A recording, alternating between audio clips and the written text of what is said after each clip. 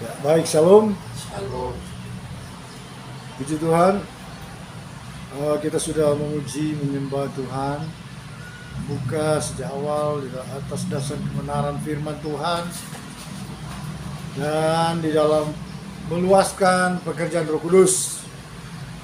Bicara tentang pelayanan kita lah sebetulnya sebagaimana gereja awal. Ya. Gereja awal disebut umat perjanjian baru. Memang dibedakan dari perjanjian lama. Hal itu tertulis di dalam firman-Nya di dalam Yeremia 31 ayat 31 sampai 33. Tuhan berfirman dan menubuatkan bahwa akan datang satu saat bahwa bukan lagi firman yang tertulis, tapi Tuhan akan menaruh roh hukum, roh kebenaran yang akan memimpin kita, sehingga orang ini secara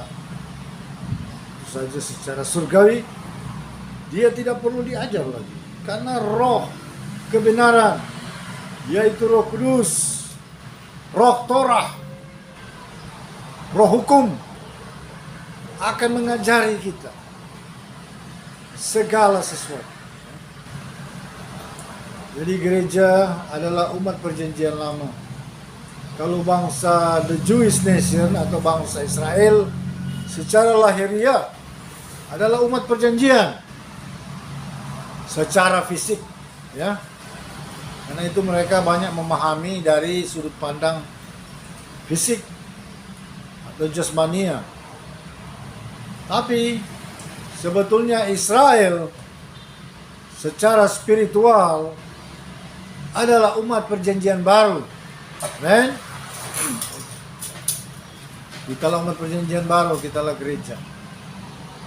Gereja diuji oleh sejarah, disusupi, dipengaruhi, berinteraksi dengan dunia.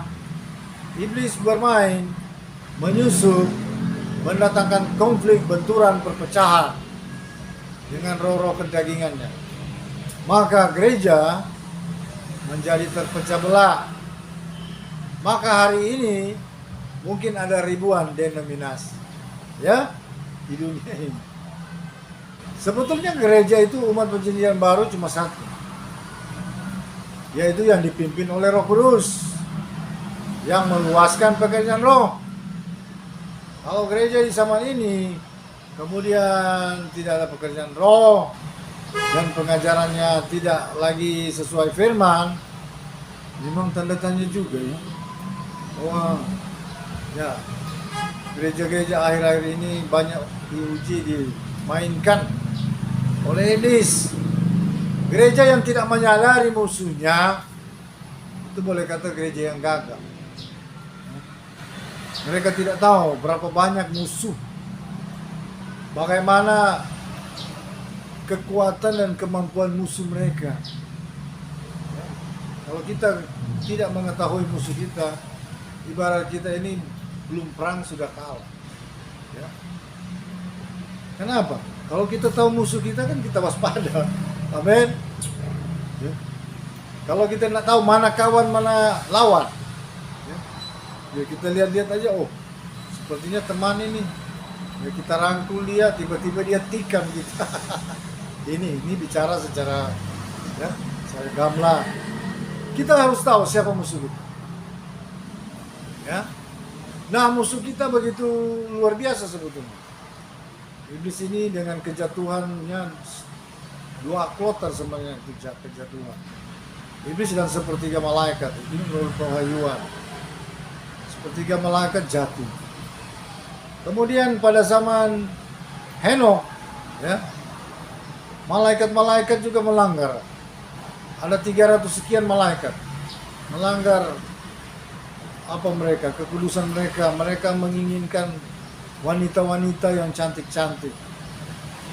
Mereka mengikat diri dengan sumpah, ya, karena mereka makhluk supranatural.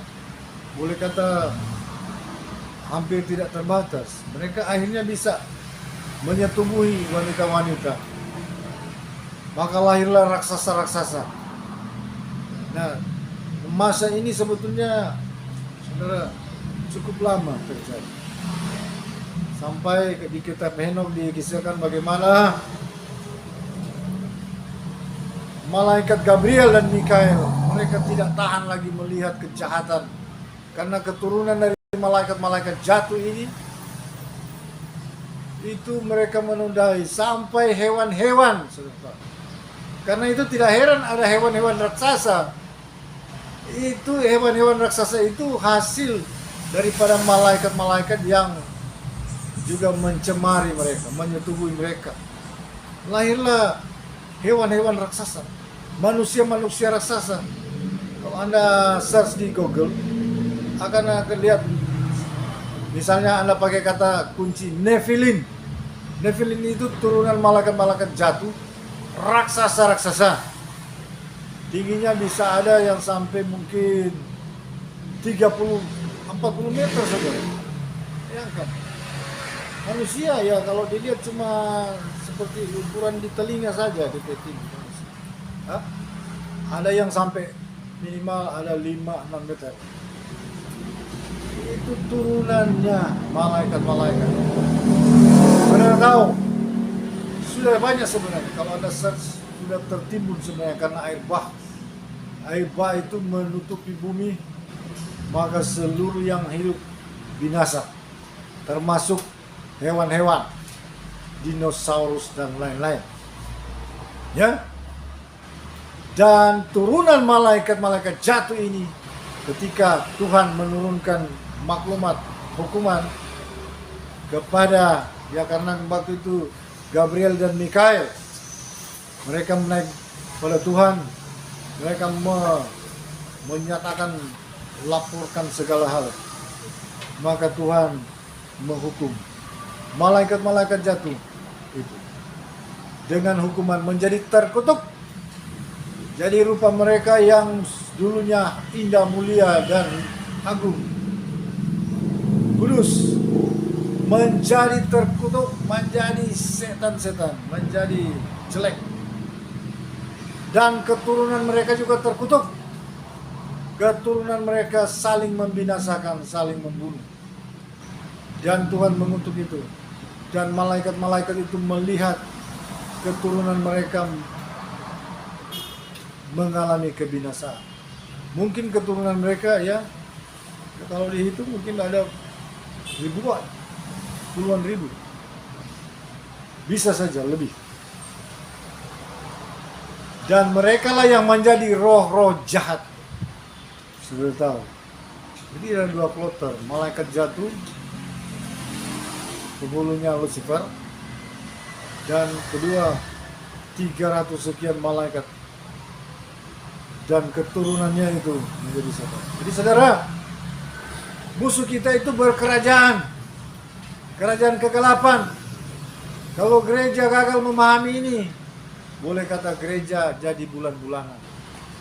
Anda kalau tahu musuh di dalam ilmu perang, Anda mengenal musuh, mengetahui, mendeteksi, Anda itu boleh kata sudah menang. Anda harus bisa mengatasi. Nah, kasih dalam Tuhan, hari-hari ini kita harus bangkit gereja tangguh. Kalau gereja ini selama abad pertama dimainkan, abad kedua sempat mengalami masa-masa kebesaran sebenarnya. Abad ketiga, abad keempat, abad kelima, gereja sudah sampai ke Eropa dan sampai di gurun Arab, ya, sampai di pokoknya gereja itu semua perjanjian baru sudah berkembang.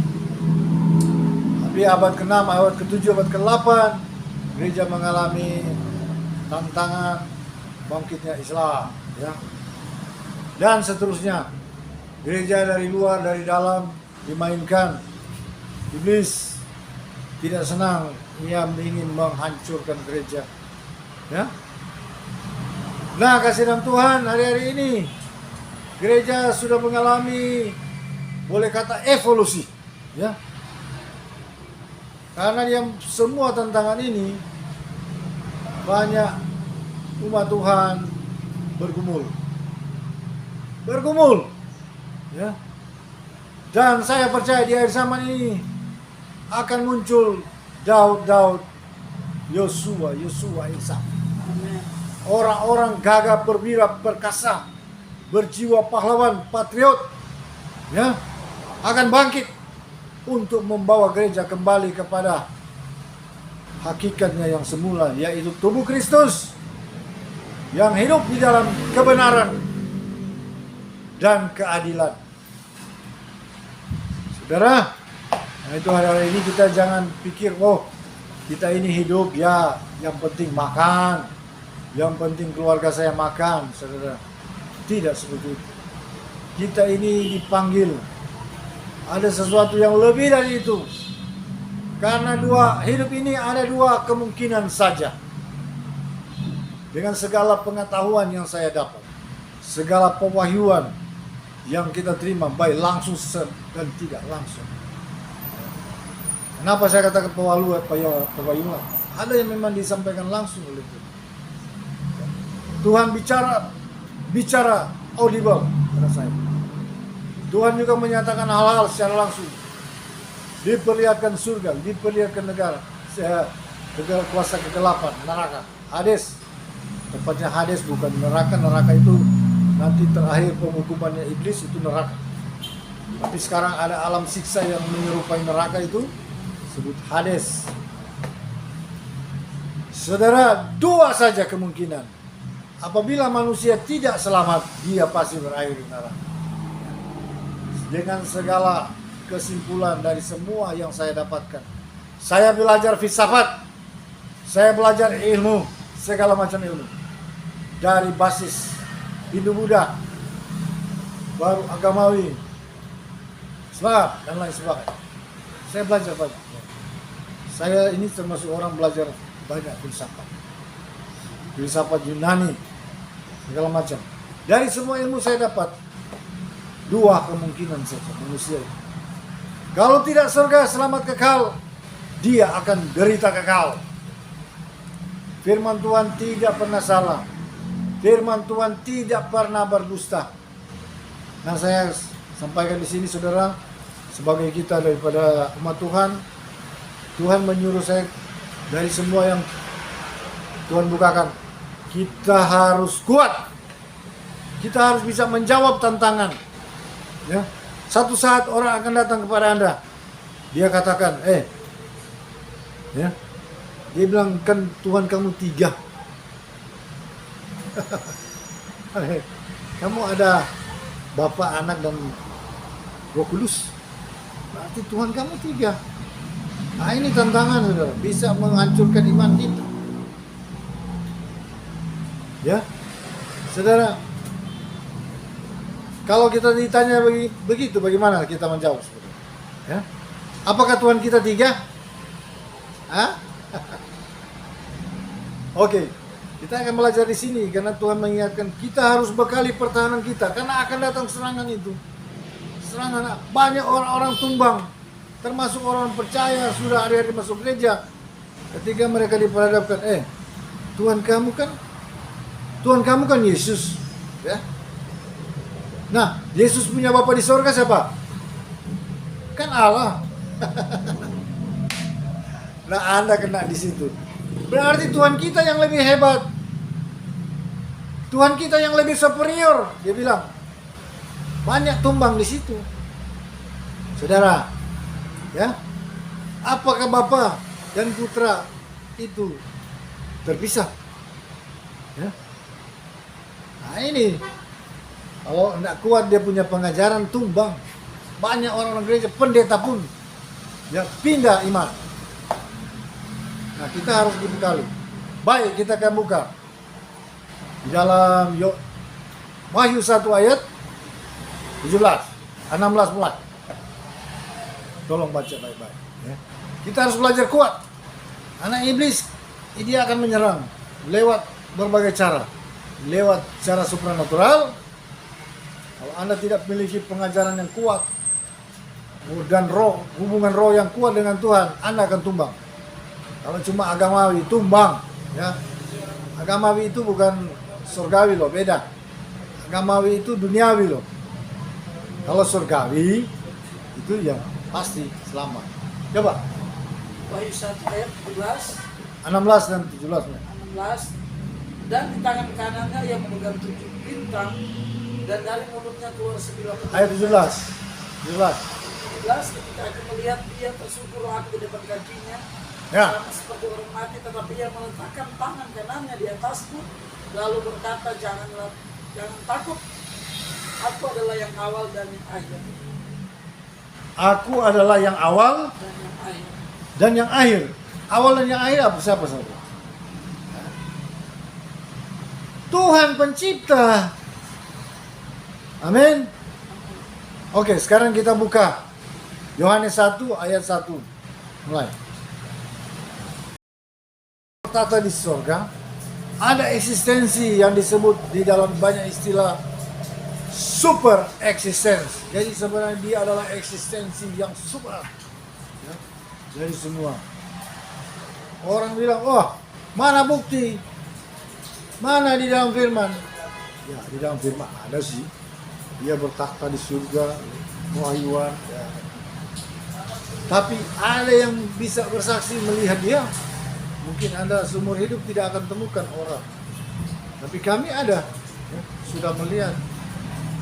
Memang wajahnya tidak bisa dilihat, kemudiannya tidak bisa dipandang, hanya wujudnya, ya, duduk di takhta surga. Itulah fisiknya dan jiwanya, itulah firman.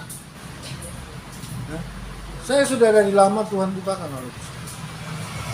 Banyak orang bingung, wah, kamu kan Tuhan kamu 3, yang matematikanya kan ada Bapa, ada Anak, ada Roh Kudus, berarti 3. Ya. Nah, ini matematikanya salah. Seperti Anda, ya, ada roh, ada jiwa, ada tubuh. Nah, saya katakan, Pak Jeffrey, jiwamu siapa? Saya. Tubuh Anda, saya. Roh Anda. Berarti 3 ini satu pribadi. Bukan 3 pribadi. Matematikanya apa? 1 kali 1 kali 1 berapa? 1 kali 1. 1 kali 1 kali 1 1. Tetap 1. Nah, ini saudara. Jadi yang menjadi disebut anak itu pada mulanya adalah firman itu bersama-sama dengan Bapa Yahweh. Firman itu adalah Yahweh. Nah, dia yang menjadikan segala sesuatu. Dia datang kepada miliknya, pada ciptaannya. Tapi mereka tidak mengenal dia. Bahkan mereka menolak dia. Tapi bukan semua orang menolak, saudara. Orang Yahudi itu menerima 90% gereja awal adalah orang Yahudi. Bahkan ketika dia melayani, ya, dalam Yohanes 6 ayat 15, pemuka-pemuka Israel, tentu saja pemuka ya di sini Sanhedrin, Saduki, pimpinan-pimpinan ini saudara, Farisi, Herodian, SNS mungkin ada situ, ya. Mereka mau mengangkat dia menjadi raja. Jadi tidak benar sebenarnya kalau kita katakan bahwa orang-orang Yahudi belum mengenal dia, belum menerima. Ya, tidak benar. Tuhan memang sejak saat itu dia menemplak pimpinan-pimpinan ini. Membuat mereka marah. Ya, sebenarnya mereka sudah terima dia, bahkan mengakui, mengimani dia sebagai raja yang akan datang, Mesias, pembebas, ya, juru selamat. Mereka sudah percaya sebenarnya, tapi karena dia mengecam terus, justru dia sebaliknya dia mengecam, mengatakan mereka munafik, kata-kata pedas dan keras. Itu membuat pimpinan-pimpinan ini menjadi musuh, ya. Jadi sebetulnya inilah skenario Tuhan. Karena kalau Israel seluruhnya telah menerima dia, maka keselamatan tidak akan keluar. Tuhan membuat mereka tersandung agar supaya bangsa lain bisa selamat. Nah, kasih dalam Tuhan, kembali kepada hakikat Sang Firman ini menjadi manusia, menjadi daging. Saudara, kalau Anda hidup di dalam tuntunan Roh Kudus yang mengajar, Anda akan tahu pasti bahwa dialah pribadi Yahweh. Ya, kalau Anda baca kitab tertua, jangan salah Anda kira kitab Kejadian. Kitab tertua sebenarnya adalah kitab Adam dan Hawa. Kitab ini ditulis, memang masih kontroversi, tapi saya pasti lewat pewahyuan dan lewat penyingkapan. Kitab ini ditulis oleh ahli kitab pertama dunia, yaitu Henokh. Ya, Henokh itu adalah turunan ke-6 dari Adam. Jadi Henokh itu masih bergaul dengan Adam. Dia ketemu, dia tahu, dia langsung secara langsung. Dialah ahli kitab pertama yang menulis kitab. Dia menulis kitab Henokh. Ya. Dan dia juga menulis kitab Adam. Di kitab Adam, karena penyesalan yang luar biasa dari Adam dan Hawa, dan mereka menghendaki mereka harus kembali ke Taman Eden. Kalau tidak, mereka tidak mau hidup lagi. Dan mereka menyesal. Mereka puasa 40 hari 40 malam. Ya. Begitu menyesal dan sangat menyesal. Bahkan mereka saking menyesal.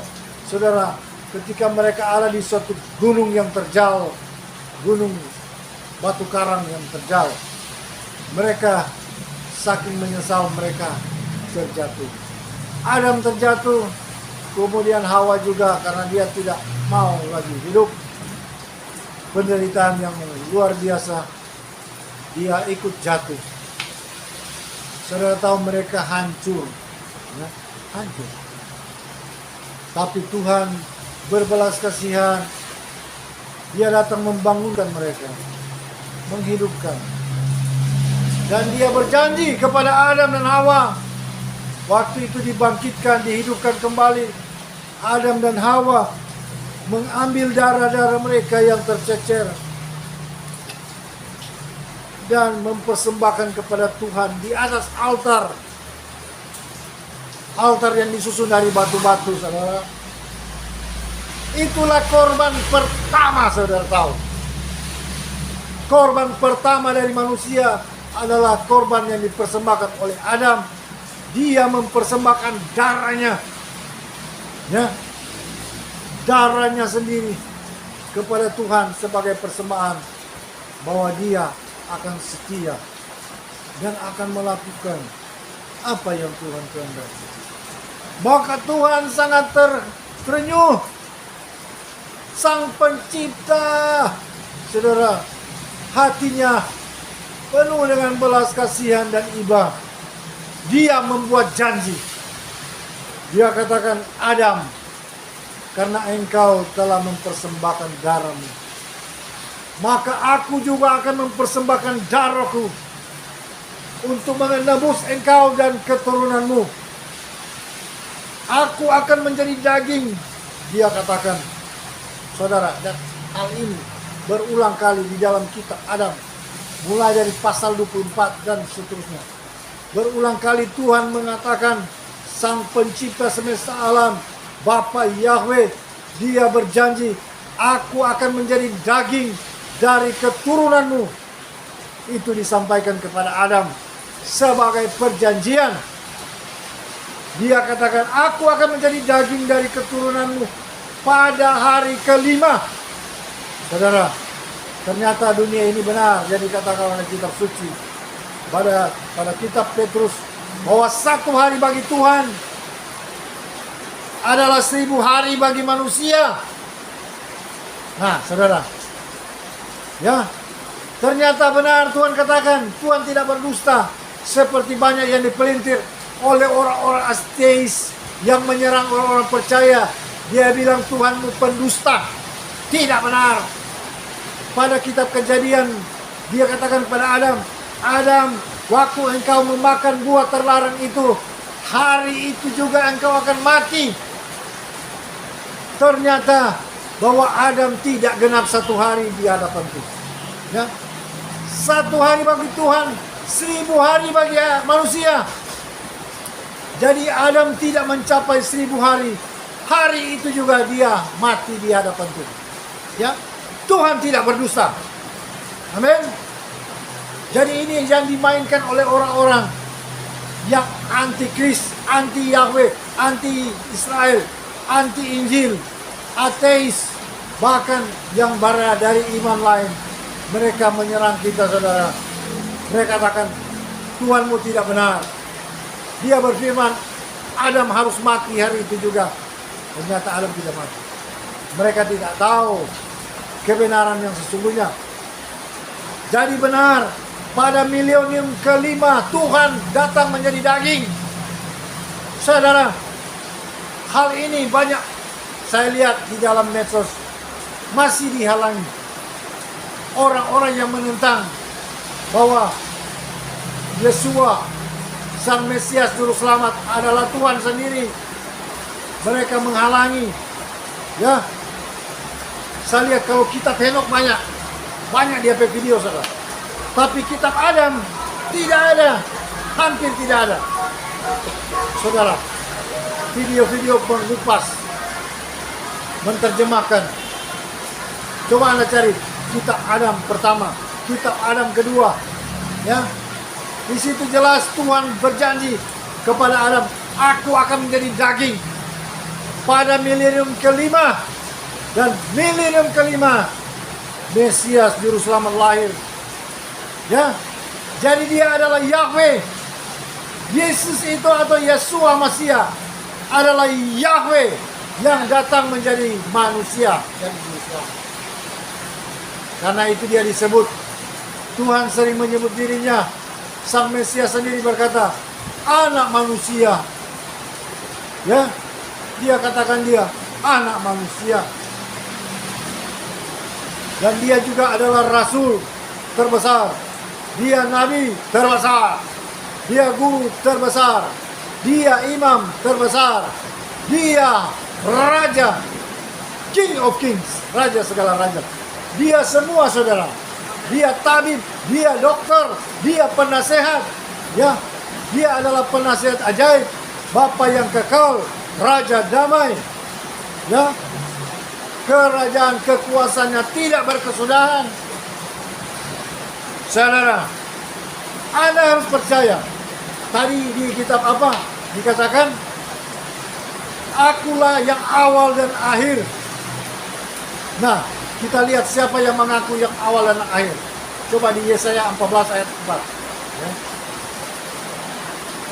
Hanya satu pribadi yang mengatakan, akulah yang awal dan akhir. Ya, silakan Pak. Saya 14 ayat 4. Ya, jadi jangan Anda bingung. Saya pernah waktu pewahyuan saya berbicara dengan Tuhan. Saya katakan, Tuhan, ya, apakah engkau dan Yesua berbeda? Akulah Yahweh, akulah Yesua, Tuhan katakan. Ya, ini langsung saudara. Jadi saudara, banyak orang bingung. Tapi sebenarnya bagi orang dalam Roh Kudus tidak bingung, ya.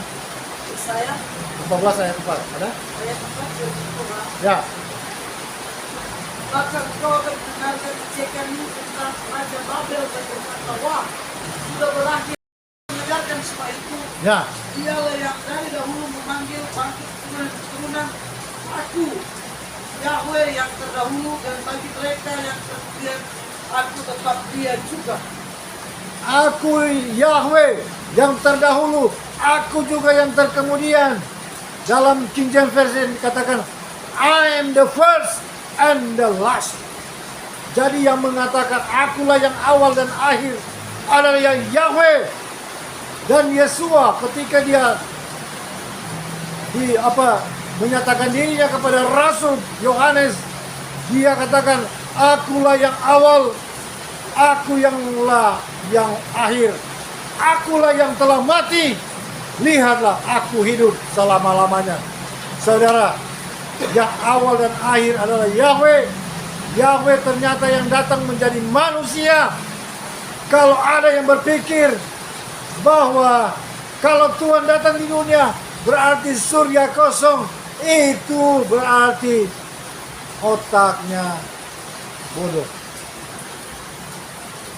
Karena apa? Tuhan itu maha hadir, ya. Dia bisa hadir bukan cuma 2 tempat sekaligus, 1000 tempat, 1.000.000 tempat. Dia bisa hadir bahkan dalam beraneka rupa wujud. Dia sanggup. Amin. Jadi orang-orang yang berpikir, ya seperti ajaran, ada ajaran itu, ya saksi-saksi katanya. Dia katakan, lah kalau Tuhan itu datang di dunia, berarti surga kosong. Ini logika apa ini? Ya, Tuhan kok maha kuasa kalau Anda batasi Tuhan dengan akal Anda. Ya? Tidak benar, justru akal Anda itu. Amin. Jadi Tuhan tidak pernah berdusta. Dialah yang awal, dia yang akhir. Dia yang datang menjadi juru selamat. Ya. Tuhan bukan pada saya juga ya. Dia datang bukan manusia berhubungan intim. Dia berlembaga pada perawan. Bayangkan saudara ya, perawan Maria. Dan waktu Maria juga melahirkan, dia bukan melahirkan seperti orang bersalin begitu. Waktu Yusuf mencari bidan, ya, dia datang kembali, dia lihat anak bayi itu sudah terbungkus di dalam kain lampin, terbaring di palungan. Saudara tahu apa? Dia sudah lahir bukan lewat itu, saudara. Dia itu berlembaga pada waktu kelahirannya sudah. Dan Maria itu, dengar ya, Maria itu masih perawan. Karena itu dia disebut perawan Maria. Ya, perawan. Karena yang lahir itu sebenarnya roh ilahi. Tidak dibatasi ruang dan waktu. Dia adalah super existence. Sebagaimana Yahweh adalah super existence, jiwanya Yahweh juga adalah super existence. Dan Anda tahu, dia tidak kawin. Dan dia juga tidak seperti kita. Buang air besar, buang air kecil, dia tidak. Karena apa? Dia itu sempurna seperti Adam di Taman Eden. Ya, Adam di Taman Eden, saudara tahu, itu tidak begitu, saudara. Tidak ada dia mau ke toilet.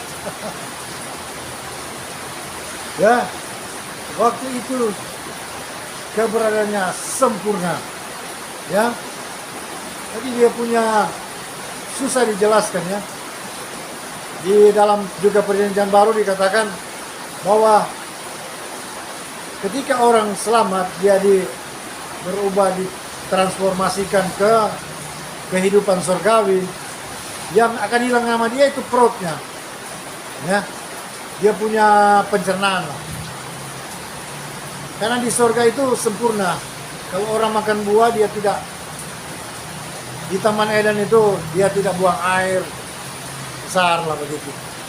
Ya, itu sempurna. Jadi kalau dia memakan sesuatu makanan, itu seluruhnya menjadi energi. Tidak ada yang tersisa, tidak ada namanya limbah, ya. Tidak ada, itu sistem limbah itu nanti ada di manusia daging. Tapi Adam, nah Adam itulah Yeshua Mashiach lahir sebagai Adam. Adam yang di Taman Eden. Maka dia sebagai Adam kedua. Adam pertama gagal menghadapi godaan iblis, ya. Adam kedua menang, tidak pernah kalah. Ya. Kasih dalam Tuhan, hari-hari ini memang pengetahuan perlu. Tapi juga spirit kita harus kuat, ya. Kalau orang ikut Tuhan, itu spiritnya, ya, tidak sungguh-sungguh. Spirit patriotismenya tidak kuat, itu cenderung gagal. Kita ikut Tuhan harus memiliki spirit patriotisme, mencintai keadilan kebenaran. Karena orang tidak adil tidak akan masuk surga, saudara. Ya, baca 1 Korintus 6 ayat 9. Ya. Nah, kasih dalam Tuhan, seberapa orang yang akan diberkati lewat tayangan ini? Saudara, Anda harus terpanggil untuk menjadi orang-orang dengan spirit surga, saudara. Spirit keadilan kebenaran. Ya, mau majakan. Apa tidak tahukah kamu bahwa orang-orang yang tidak adil tidak akan mendapat bagian dalam kerjaan Elohim? Orang-orang tidak adil tidak akan masuk surga, saudara. Amin. Terus Janganlah sesat orang cabul, penyembah berhala, orang juga berzina, cabul, penyembah berhala, berzina, banci, orang pembunuh, banci, pemburit, saudara, pencuri, orang kikir, pencuri. Ya, sampai sana saja. Banci, pemburit, ya, homoseks, lesbi, nah, itu saudara, transgender, neraka itu. Firman yang katakan, Tuhan cuma ciptakan 2 gender, laki, wanita. Ya, kalau ada yang ingin jadi di tengah-tengah, ya, memang ada berapa klasifikasi kalau kita mau teliti. Ada homoseks, ya, gay, homoseks. Ada juga heteroseks, ya. Ada homoseks, homo, dan homo tidak baku kontak. Homo dia akan cari biasanya laki-laki normal. Banci, ya, banci juga cari laki-laki normal. Banci dengan banci tidak connect, tidak bisa berhubungan. Itu yang saya lihat. Homo dia laki-laki dan laki-laki, kelihatan laki-laki, tapi dia suka pada laki-laki. Heran, ya. Nah, dan homo dengan banci juga tidak bisa. Iya, saya lihat begitu. Ya. Demikian juga lesbian, dia cari wanita sejati. Ya, kalau dia katakan seperti apa tadi? Di sini istilah ebong. Ebong dia cari wanita loh, wanita sejati.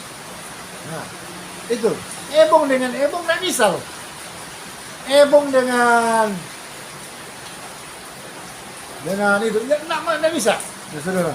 Ada juga yang semua bisa.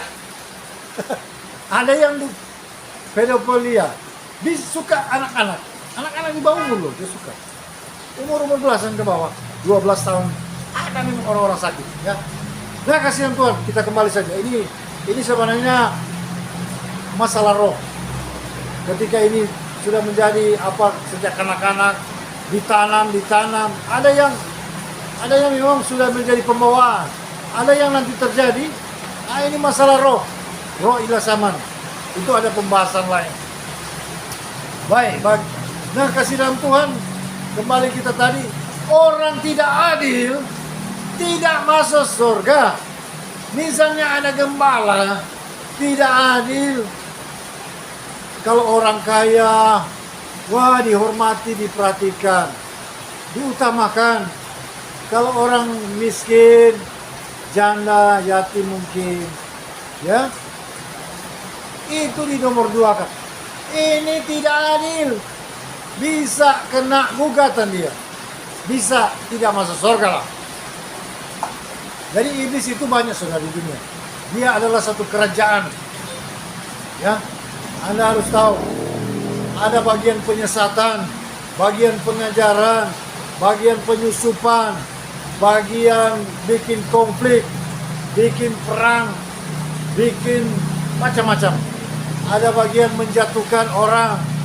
Ada lagi khusus bagian menjatuhkan orang pada perzinahan, pada hal-hal seksual. Ada menjatuhkan orang dengan kekayaan.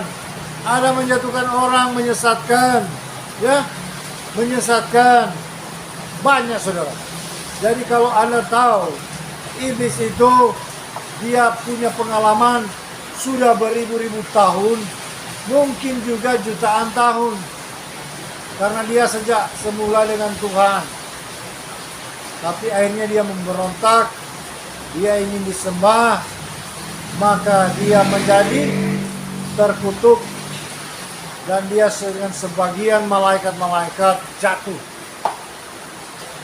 Dan dia itu, boleh saya katakan, dari riset yang banyak dan panjang, iblis itu sekarang dia punya kerajaan besar, dia punya manajemen kalah mungkin negara superpower dunia ini, lengkap, ya.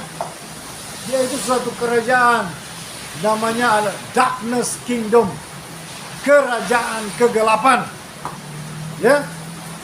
Punya struktur bagian okultisme, bagian berhala, bagian penipuan. Saudara tahu, kita sebenarnya di hadapan Tuhan mungkin hanya 7 hari saja atau 7 milenium. Dan dia sejak semula telah memainkan penyesatan. Contohnya arwah orang mati. Sebenarnya orang mati itu sudah putus hubungan, dia sudah ada tempat tersendiri, dia akan menunggu penghakiman. Yang dimainkan itu arwah orang. Anda tahu arwah orang itu sebenarnya bukan pribadi orang itu. Orang ini punya jasad, ada memori, ada dia punya nama, citra, karakter yang tertinggal di dalam jasad. Itulah yang dipakai oleh roh-roh yang menyesatkan sejak dahulu kala, sehingga di berbagai tempat ada tradisi yang menyembah leluhur, menyembah nenek moyang, ancestors, ya. Padahal tidak ada lagi. Biasanya ini roh-roh ini menipu orang, dia masuk kepada jasad orang mati, dia ambil citranya ini, ingatannya, maka dia seperti memakai cloning, saudara. Dia di alam roh, dia memakai rupa dan bentuk dan wajah. Tapi biasanya orang yang melihat arwah itu sebetulnya wajahnya mirip. Misalnya kalau saya, orang tua saya sudah meninggal, saya tiba-tiba lihat orang tua saya, wah, ini ada arwahnya, saya lihat, oh persis mirip, emang mirip, saudara. Bahkan dia kenal saya, dia menyebut saya, hai anakku, ya. Bisa saja seperti itu, karena yang dia pakai memori daripada pribadi yang meninggal itu. Sebetulnya di dalamnya itu adalah roh tersendiri, roh setan yang bagian menipu daya, menyesatkan, ya. Maka dia akan menyesatkan banyak orang, sehingga orang-orang turun-temurun sudah ribuan tahun mereka mengatakan, wah iya ada roh leluhur saya, si ini si itu, pesan ini itu, petunjuk ini itu. Saudara, itu setan, saudara. Itu dipastikan setan.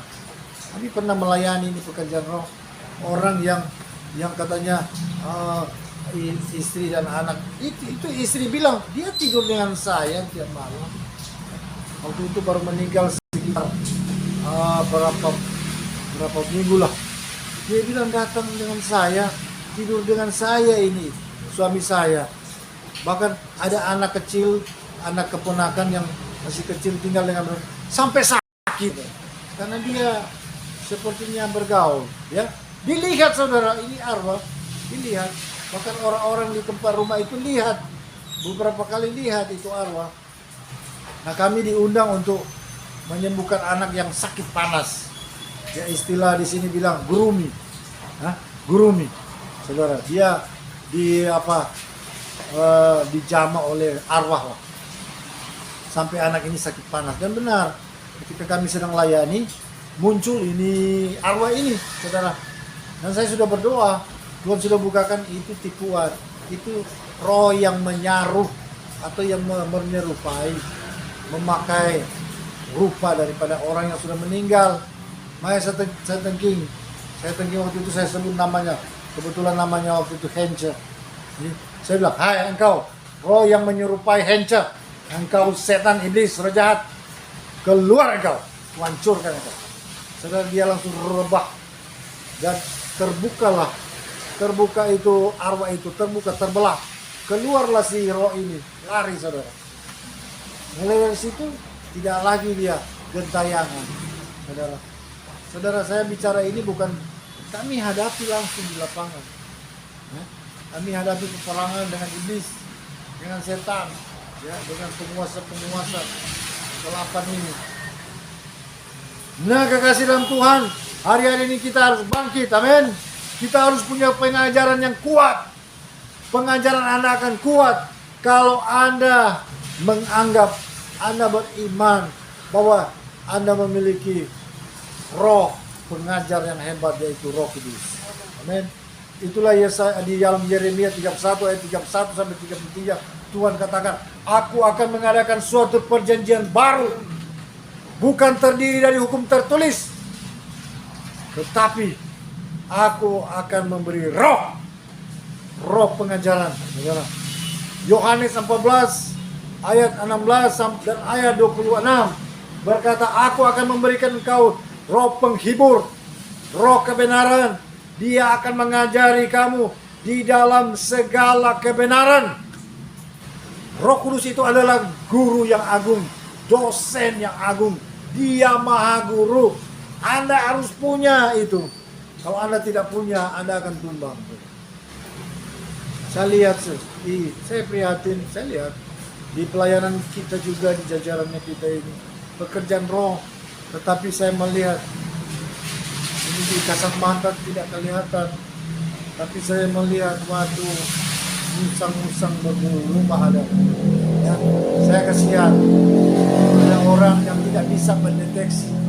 Jadi saya bisa mendeteksi, tapi saya melihat musang-musang bulu domba ini siap melahap, ya, wanita-wanita, janda-janda. Saudara, inilah nabi-nabi palsu. Saudara. Mereka akan menyelusup masuk, kelihatannya seperti guru, kelihatannya seperti pendeta, hamba Tuhan, ya, orang rohani, hari-hari bicara rohani, tapi dia punya buah akan menghancurkan. Dia akan menjerat banyak wanita-wanita. Bahkan ada yang bagian penumpangan tangan-tangan, dia menaburkan roh-roh lain. Nah, kasih dalam Tuhan, hari ini kesimpulan, kita harus punya Roh Kudus. Kita harus hidup sebagai gereja awal. Tidak ada usahlah Anda menganggap ini secara pribadi, ya.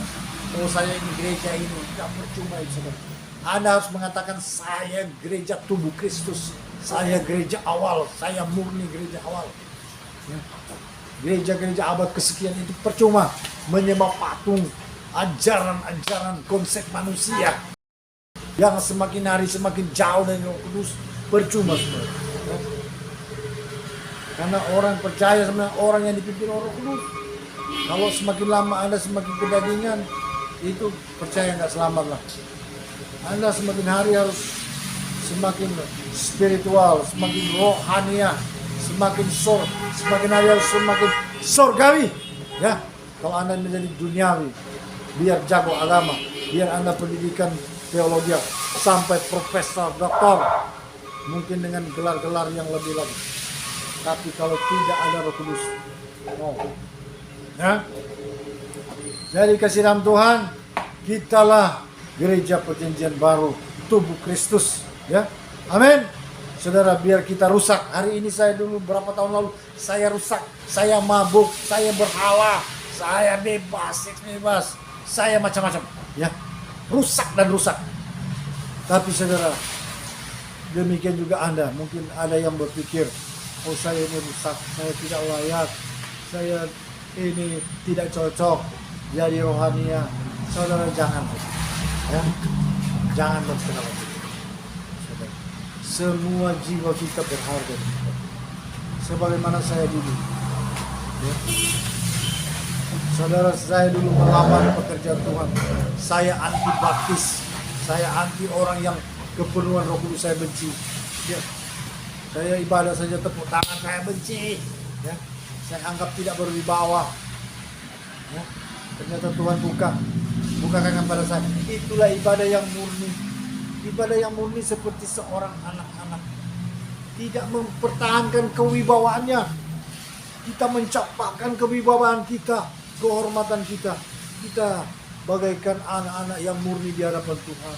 Yang polos, membuang segala wibawa kita. Itulah ibadah yang benar sebenarnya, saudara. Saya dulu anti ibadah yang benar.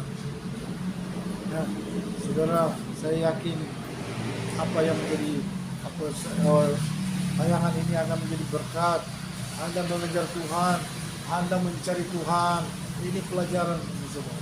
Kesimpulan kan kasih, bahwa kasih itu, saudara, adalah kekuatan yang sempurna. Kekuatan yang sempurna di dunia ini adalah kasih. Kasih itu adalah Tuhan. Barang siapa hidup dalam kasih, dia itu hidup dalam kekuatan Tuhan. Hukum yang pertama dan terutama, mengasihi Tuhan dengan segenap hatimu, segenap jiwamu, segenap akal budi dan kekuatan. Bahkan saya tambahkan, dengan seluruh eksistensi kita dan seluruh waktu kita, kita mengasihi Tuhan. Amin. Saudara, kalau engkau mencari Tuhan seperti itu, engkau mengejar, engkau ingin memiliki hubungan dengan Tuhan seperti itu, dengan segenap jiwa akal budimu, dengan seluruh hidupmu, engkau selalu mencari persekutuan dengan Tuhan. Tuhan tidak akan menolak engkau. Tidak akan menolak. Dia akan jatuh hati kepada. Sebagaimana Adam, saudara tahu, yang berpuasa pertama 40 hari 40 malam adalah Adam dan Hawa. Mereka berdiri di pinggir laut, mereka angkat tangan selama 40 hari 40 malam mereka tidak makan dan minum.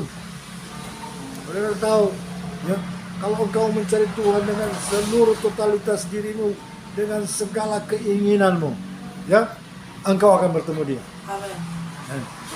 Saya dulu tidak pernah mengalami hal-hal supranatural. Saya ini orang logika, rasio akal, ya.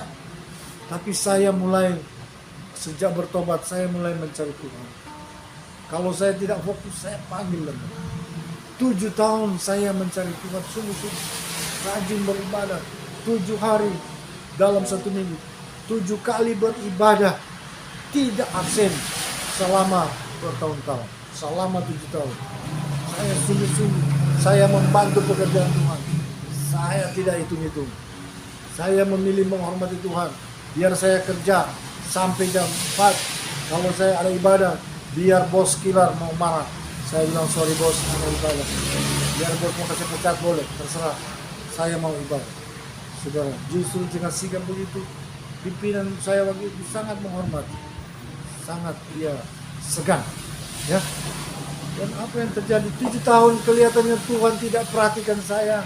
Suara apapun, hiburan apapun tidak ada. Seperti tidak diperhatikan. Saya rasa mungkin doa-doa saya juga banyak kali tidak dijawab. Saya nggak pusing, biar aja. Yang penting biar Tuhan nggak sayang saya. Yang penting saya mau mengasihi Tuhan. Itu sikap saya waktu itu. Dan pada tahun ke-7 Tuhan bicara langsung kepada saya.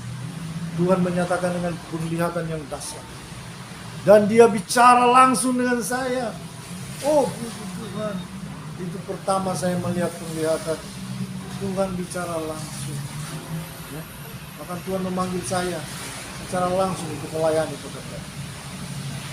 Kasih Tuhan tidak percuma kalau engkau mencari Tuhan, ya, seperti mencari permata yang mahal, ya.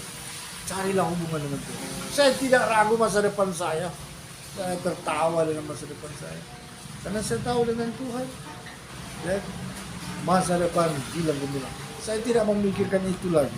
Saya hanya memikirkan itu. Ya. Saudara, itu ada jaminan. Nah, kasih dalam Tuhan, inilah bagian daripada, ya, pengajaran hari ini. Firman Tuhan kembali kepada kasih. Kasih itu bukan cuma teori, bukan cuma perkataan, tetapi kasih itu harus wujud nyatakan berupa tindakan, komitmen, kesungguhan kita, saudara. Sungguh-sungguh dengan Tuhan, ya. Cari persekutuan dengan Tuhan. Saya sekian sedikit 1 menit saja. Dulu saat saya belajar meditasi, saya belajar yoga. Kalau meditasi kepala di bawah, kaki di atas, macam-macam. dia punya asana, dia punya gaya, dan dia punya sikap. Ya, macam-macam. Saya diam-diam saya belajar untuk berkelahi sebenarnya. Saya mau jadi hebat, kuat. Tapi Tuhan, ya, ketika saya masuk di dalam pertobatan sungguh-sungguh, saya tinggalkan semua pelajaran itu. Saya tinggalkan. Maka saya mulai meditasi bukan lagi kepada sesuatu, tapi saya berhubungan dengan Tuhan. Saya mulai bersuka meditasi, baik sikap biasa saja, bersila atau tidur lurus, tapi tidak pernah tertidur. Hubungan dengan Tuhan itu saya lakukan. Pokoknya saudara, boleh kata separuh waktu hidup saya jarang keluar. Saya mulai cari Tuhan berjam-jam. Saya berhubungan dengan Tuhan. Ya, ini sebagai kerinduan, sebagai wujud nyata kerinduan bahwa saya mau bergaul dengan Tuhan. Saya meditasi Tuhan berjam-jam. Kadang-kadang kalau hari itu dari pagi sampai malam cuma mandi, makan, ada kegiatan sedikit, masuk lagi. Jadi boleh kata berhubungan dengan Tuhan itu benar-benar menjadi kerinduan. Kadang-kadang di jalan hati saya dengan Tuhan itu sudah terlatih, sudah terbiasa, jadi refleks. Di mana-mana saya ingat Tuhan, di jalan, di mana, hanya selalu Tuhan. Ya, hanya menjadi kebiasaan. Nah, kasihan Tuhan, saya melihat itu menjadi sesuatu yang saya banggakan justru. Karena setiap waktu saya ingat Tuhan. Dan Tuhan mau apa? Tuhan mau apa? Ya. Nah, kasih dalam Tuhan, inilah kebenaran firman-Nya bahwa kembali semuanya adalah kasih. Dan kasih harus di dalam Roh Kudus. Tanpa Roh Kudus, saudara, no. Karena iblis dengan berbagai cara akan menjatuhkan saudara, menjerumuskan saudara, menyesatkan saudara. Tapi kalau Anda punya tuntunan Roh, milikilah tuntunan Roh. Roh Bapa Yahweh. Amin. Amin. Puji Tuhan, sekian firman Tuhan hari ini. Biarlah kita menjadi patriot-patriot Tuhan, orang-orang yang gagah perwira perkasa, mengiringi Tuhan, melakukan apa yang menjadi kehendak Tuhan. Ya. Dan saya percaya, sebagaimana banyak kali Tuhan katakan, kalau kamu mengutamakan aku juga akan mengutamakan kamu. Amin. Karena apa yang kita tabur, itulah yang akan kita. Kalau kita mengasihi Tuhan, pasti kita juga akan menuai. Tuhan akan mengasihi. Haleluya, amin. Kita berdoa. Tuhan langit dan bumi, Raja segala raja yang maha kuasa, Bapa Yahweh, kami menyembah Engkau di dalam roh dan kebenaran. Maka firman-Mu telah datang kepada kami. Pengajaran-Mu dahsyat, ajaib, sempurna. Kami menjadi pemerintah-pemerintah di dunia. Sebagaimana firman-Mu berkata, bahwa kami akan mengadili malaikat-malaikat. Kami akan menghakimi malaikat-malaikat dan menghakimi dunia. Terima kasih buat segala kasih karunia, segala privilege yang menjadi bagian kami bersama Engkau. Terima kasih hari ini Tuhan membukakan bagaimana untuk menjadi yang terbaik dan melakukan yang terbaik bagi Tuhan, agar supaya hari-hari ini kami tidak melenceng ke kiri dan ke kanan, namun benar-benar tepat melakukan apa yang menjadi isi hati Tuhan. Terima kasih. Sempurnakan meteraikan, kami akan menyembah dalam roh dan kebenaran. Sidang jemaat ini Bapa, oh Tuhan adalah milik-Mu, umat perjanjian baru, Sikia Rabata, sebagai tabut perjanjian di dunia ini adalah sidang imamat kudus. Oh Bapa, kami akan menyembah Kau di dalam roh dan kebenaran. Kami mohon lawatan Tuhan, jamahan, bahkan Engkau menyatakan kasih, kuasa dan kemuliaan dan berkat-Mu bagi kami. Terima kasih Bapa, sempurnakan meteraikan firman-Mu di dalam nama Yesus Masih, haleluya, amin. Mari kita